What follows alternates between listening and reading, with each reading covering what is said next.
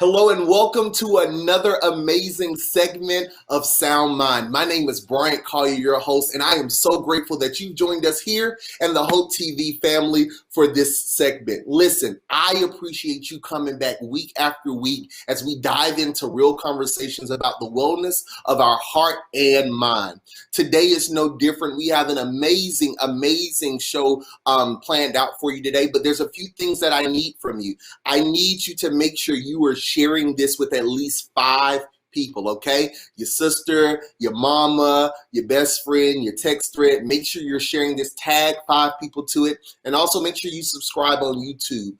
We want to make sure you stay connected to everything we're doing, but specifically Sound Mind. I want to give a special thank you to our executive producer, Dr. E. Dewey Smith Jr. Thank you, sir, for your vision. We appreciate you for allowing us to have these types of conversations. Once again, thank you, my viewers, for coming in. We appreciate you also. We don't take your viewership for granted. But last but not least, I want to give a special shout out to my background team, my assistant producers, the technical team behind the scenes. We couldn't do it without you all. So thank you. Well, today, the couch we are going to sit on is Mr. Gordon Collier. Mr. Gordon Collier, though we share the last name, there's no relation there, but Mr. Collier was born and raised in the capital region of New York.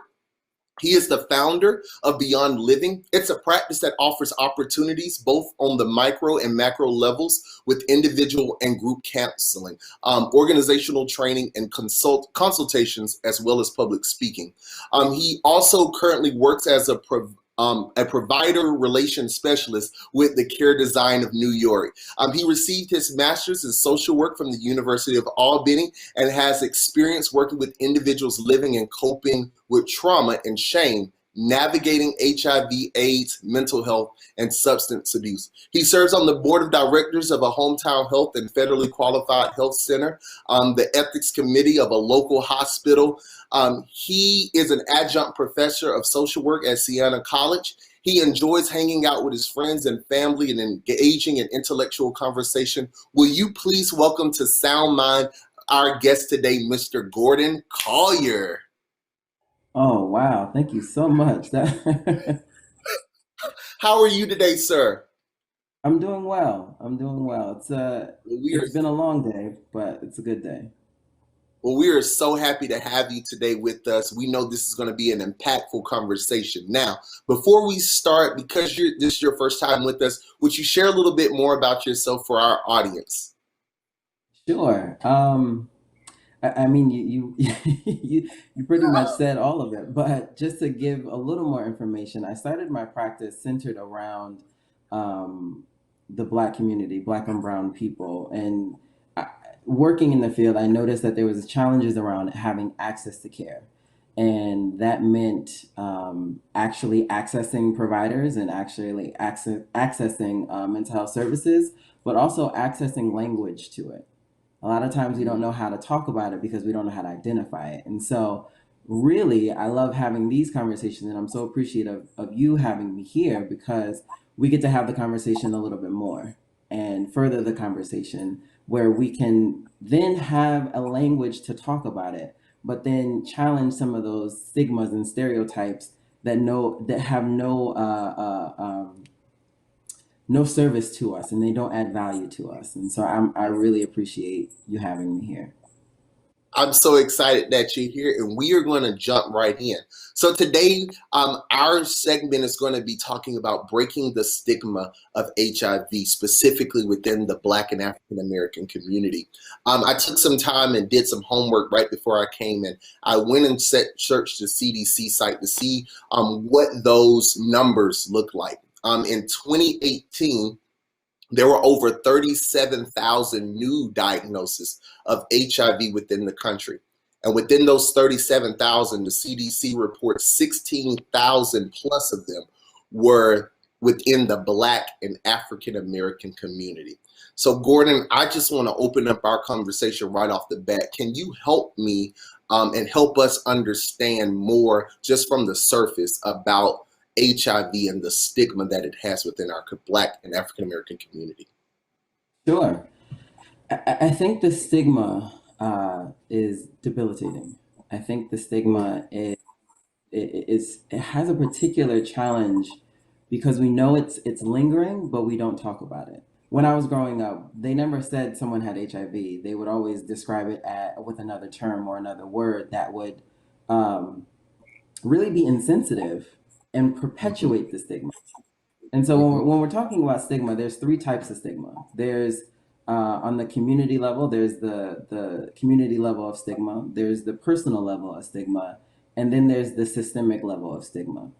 And with Mm. HIV, when we think about it, the history of it was rooted in stigma and how we talked Mm. about it and how the diagnosis came. And then there was a lot of death around it. There was a lot of Mhm. unknown factors, and there were a lot of things that were left to the imagination, if you will. And so people were left to their own devices. And the community, how does the media talk about it, right? How Mm. do we learn about, or how did we learn about HIV? And Mhm. then that impacts on the personal level of stigma. If someone has it, what's that shame like? What's that Mm. trauma like? What's the Mhm. conversation in talking or tell or disclosing about it? And then you have the systemic stigma, which is rooted in the systems, like healthcare and Black people. We don't have um there's some trust issues with healthcare systems, Yeah. and that's deeply rooted in oppression and all the other things that come along with being a Black person in America. And so that ultimately impacts how we view systemic stigma. Mm. That's powerful. Personal, community, and systemic stigmas. And I think what you say is so true. And one of the reasons why I really want to have this conversation is because before even looking at the CDC site, I have been made aware of how prevalent HIV is in our Black and African American community. Um, and what's sad about it is like you said, there's a lack of verbiage and vocabulary for it, which is probably because of a lack of education and really knowing what it's about. Gordon, I'm going to say this, and some people might get upset with me when I say this, but especially within the church community, we've been very silent about it. And so, what we want to do, what I really want to do, is kind of help us as a community as a whole to kind of work through that conversation a little bit more. So, what would you say to those that may be watching with HIV right now if they are battling mentally and emotionally with their diagnosis? Hmm. So, to give a little background before answering the question, I was a mental health specialist in a HIV clinic, and I would automatically get those who have a new diagnosis, and I would meet with Mm. them to connect to them and talk to them about some of the mental health factors that they are either experiencing now or will experience eventually as time goes on, as they're learning around acceptance and going through the process of just coping with it. And I always looked at it as similar to the grieving process, Mm. and the different stages that you will walk through and get to acceptance.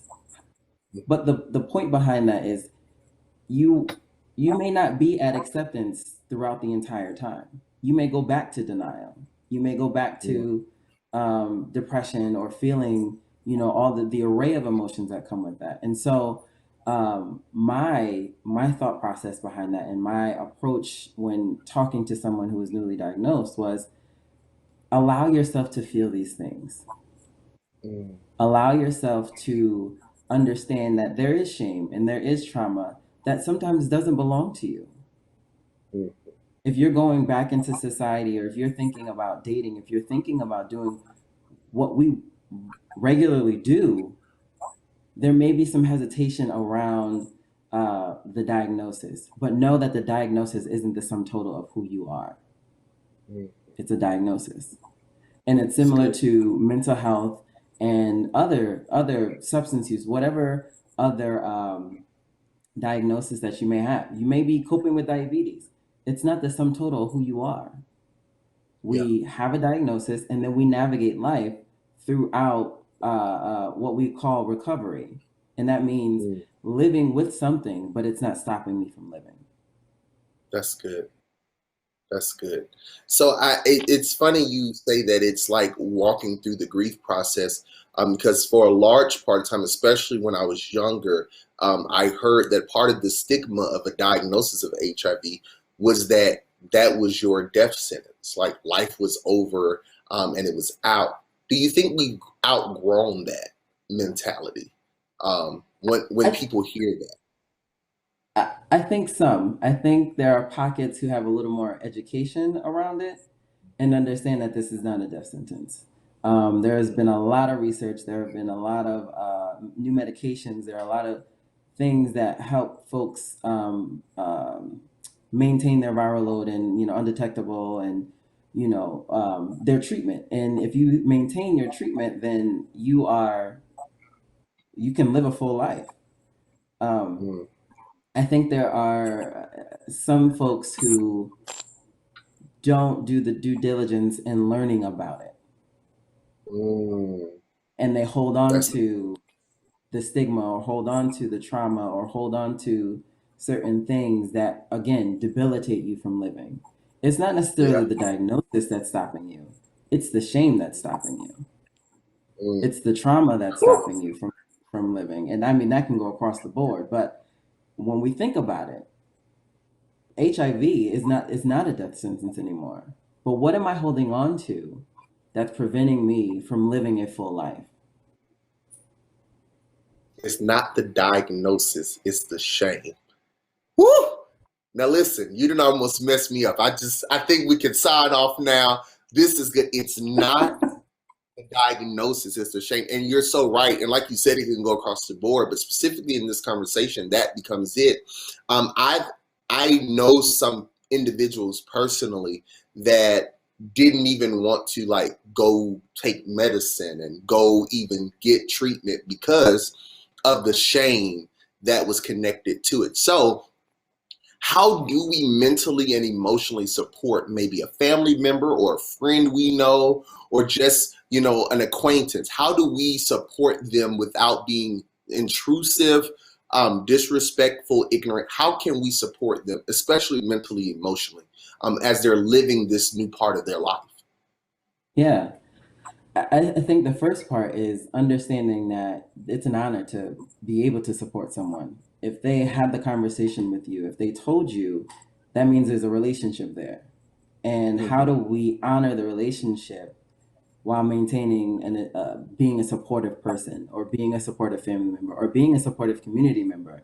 Because if I know, that means you told me. Or if you didn't tell me and I found out, my next role or my next question is how do I support you? Because support is going to look different for everybody. But if we Yeah. come with from a place of curiosity, then we can have a level of grace and compassion because the person is going to tell us how we can support them. Yeah. Now, they may say, help remind me to, take my medication or make it to my doctor's appointments or check on me when you think I'm feeling depressed or when you think there's some anxiety going on. Just call and check on me. And they may be able to tell you that, but if they can't tell you that, come up with it together. Ask them, okay, so what does support look like for you? That's It's good. not being accusatory, it's not being judgmental, it's not because all of that they've dealt with and they're dealing with because that's what's connected to shame. If we can honor Mm. the vulnerability of the person and come from a place of curiosity, then we have a level of grace and a level of compassion that breeds love and the ability to grow. If we honor the vulnerability of the person, and Mm. I think that's what it is sometimes. Sometimes we get so consumed in it that we make it about ourselves. And this is a new walk of life for people. And it's so sad, but it's like it's a thing like we make it about them. So this I want to throw this one at you. Forgive me. I'm apologizing ahead of time. So how do we deal with ignorant people specifically within our culture? So, and follow my trail here. We talk about racism and how individuals who are a part of the privileged community using their voice and their power to correct things within their community when they hear things. Within the Black community, what can we do? Because this is not a death sentence. This is not a shame sentence. What can we do to be more supportive and affirming externally to others within our community who may be ignorant or say ignorant things? Yeah. I appreciate the question because that to me is the action items of what we can do with Mm, everybody. And I always bring up language. I always bring mhm, up how we talk about it because how we talk about it is often how we think about it. And so if I can check myself in the language that I'm using, then I can have the ability to check someone else in the language that they're using. that's So, good. example would be person first language. If I put the person first before the diagnosis, I'm honoring the humanity of the person. Mm, That challenges stigma mhm, because if we say this person, we can, if we say this person has or is coping with HIV and AIDS or AIDS, um, that puts the person before their diagnosis, eliminating the thought that this is the sum total of who they are, right? mhm. So when I'm having these conversations and I'm challenging some of the some of the stereotypes, but also the fears people have, because that's essentially what it is. It's this fear. Um, then I can break down stigma and move forward and become a person that's challenging some of this stuff. But again, how I talk about it is often how I think about it. And I have to think Mhm, about how I'm talking about it. How mhm. do I jovially talk about it? Or do I jovially talk about it? Or can I have a conversation about it? Or you know what I mean? Like I said in the Yeah, beginning, my family, people described HIV as something that was so insensitive. And as a kid, I never understood it. mhm. And so now if I hear someone say, oh, this person has what insert insensitive word here, oh no, we don't, no, that's actually not the right word. The right word is HIV, or Right. the right word, things like that. Mhm. Or just it ain't none of your business. And I'm sorry, I'm a little blunt, but you introduce something to this conversation that's really important. We joke sometimes, even culturally, about things that aren't funny, and we normalize it. And if I Hmm. can just jump real quick, that's how we create traumas within our culture as a community, especially within church culture. So it's important to police those conversations on how we use the language, and then being able to check others on how to do theirs. So let me shift to a different train of thought. When you've been in this field, you work in this field, you've experienced many people within this field from different walks of life and backgrounds. What's not being considered when engaging in the conversation around the mental and emotional effects of HIV within our community? Hmm. What are we missing? Essentially, is the question, right? Right. What's not being talked about? What's being overlooked? What don't we consider as a whole that should be brought out to light? I would say the shame aspect of it. I think the shame that plays on anxiety, I think the shame that plays on depression, and the reluctance of being vulnerable. Now, that's challenging because vulnerability is not something that we're like, oh yeah, let's be vulnerable as a Black community, right? So Right. No, no, no, no. You're totally right. You're totally right. how do I create an environment where people trust me, Yeah. where people feel seen and feel heard? And it's not even about what they're going through and all of that. It's just I just want to see you. I just want to hear you. Mhm. I want to be with you. I want to connect to you on a much deeper level. But for so long, and in the church, I speak from a person that grew up in church, a PK. There are a lot of superficial relationships that we deem as deep. Hello. And so that's challenging when we try to welcome in vulnerability because I don't know you. Hmm. How can I show you parts of me that I'm afraid to explore, but we don't have a deep and meaningful relationship that I can Exactly. trust you to hold me and to carry my heart. Right. Right. Because you got to do the work beforehand. You just Absolutely. can't come and be my, walk with me through what I'm going through, and you don't know my last name, you don't know where I'm from, you don't know how, you know nothing else about me.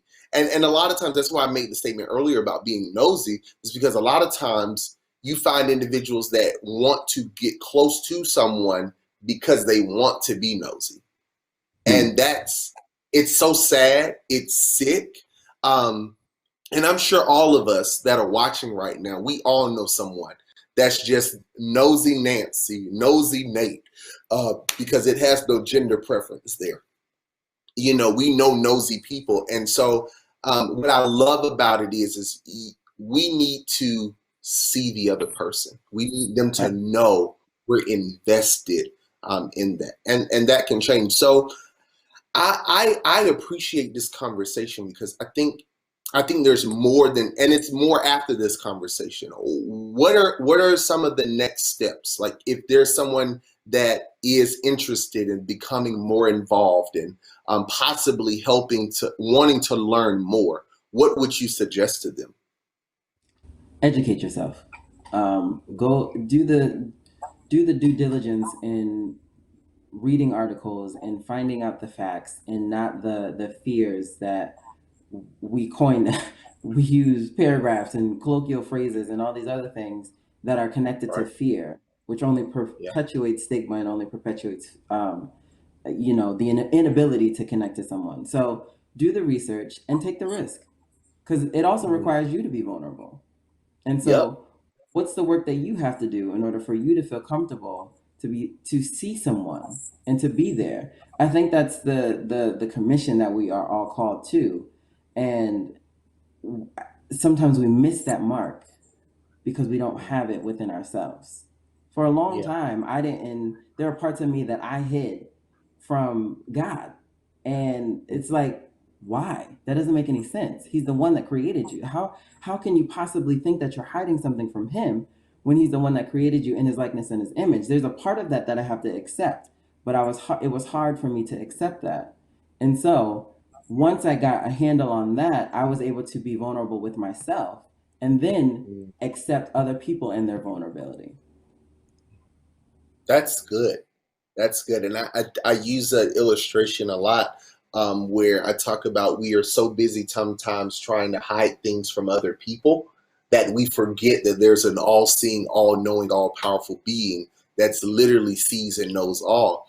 And we're more concerned with hiding from the shame of people than even hiding from God. And then those that are hiding things from God, it's like He already knows. Like, why are you? And what we don't know is it keeps us in bondage. And so, what Hmm. you really helped us today, Gordon, is not just being more knowledgeable about this conversation and helping to break the stigma of HIV, but also just coming to grips with we need some vulnerability and transparency, even when it comes to ourselves and with God. And I appreciate you for that. Well, as always, our time always goes by really fast during these segments. But Gordon, can you leave before we leave your couch this week? Can you give us some words of wisdom, some nuggets that can help us as we prepare to go through another week that will help us? Yes, absolutely. Based on the conversation, embrace vulnerability, embrace Mm. the challenge of being seen and being heard and hearing other people and seeing other people. Because the very thing that we are called to have comes through vulnerability.